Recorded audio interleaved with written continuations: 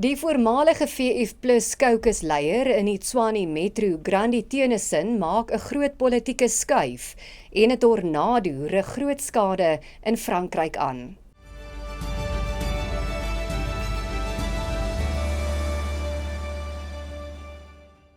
'n Hartlike goeiemiddag, baie welkom by Pretoria FM se visuele nuusbulletin in Afrikaans. Ek is Esmerie Eysel.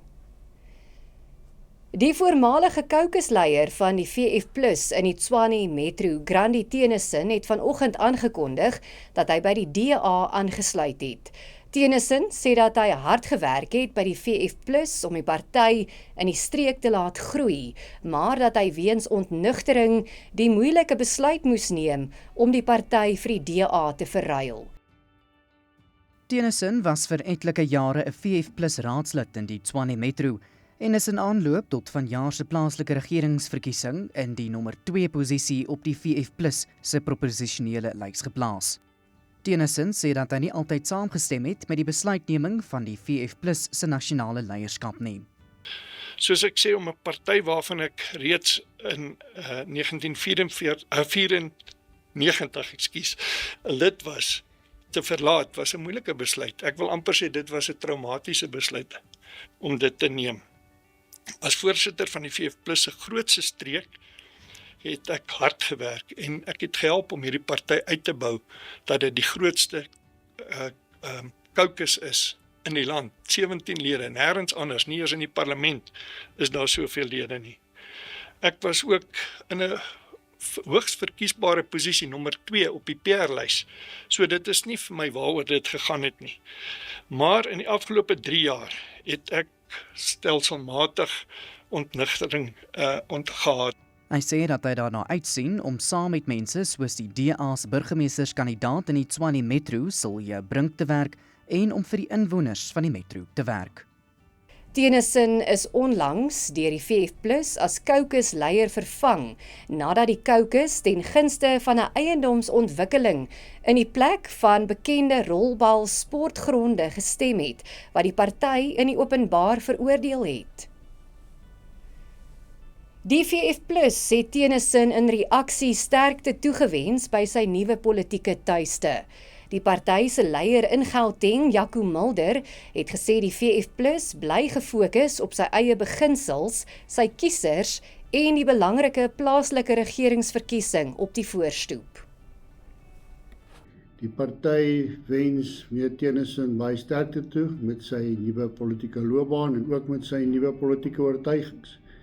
Die VF+ sal hom egter bly toespits op sy waardestelsel en sy beginsels in hierdie belangrike verkiesing van 2026 en die belange van die kiesers en die publiek bly dien. Individue kom en gaan, maar die party se beginsels moet bly staan. Die vakbond Solidariteit dreig met regstappe teen die Departement van Korrektiewe Dienste indien die departement nie dringend uitvoering gee aan 'n arbeidshofbevel oor voormalige G4S werknemers by die Mangaung Korrektiewe Sentrum nie. Die hof het in April beslis dat die werknemers op 1 Julie na die departement oorgeplaas moes word met behoud van hul diensjare en bestaande diensregte. Die sentrum staan nou bekend as die Groot Vlei Maksimum Korrektiewe Sentrum. Solidariteit sê byna 200 voormalige G4S werknemers sit steeds sonder salarisse of sekerheid oor hul diensstatus. Solidariteit het 'n dringende vergadering met die minister en die nasionale kommissaris voor 1 September versoek. Die edelsteen diefstalsaak teen die geskorste adjunkhoof van die Ekurhuleni Metropolisie, Julius Mkhwanazi, en sy 3 mede-beskuldigdes is in die Landdroshof in Johannesburg tot 18 September uitgestel. Hulle staan tereg op aanklagte van diefstal van bykans 15 miljoen rand se edelstene by 'n eiendom in Kilani in 2023.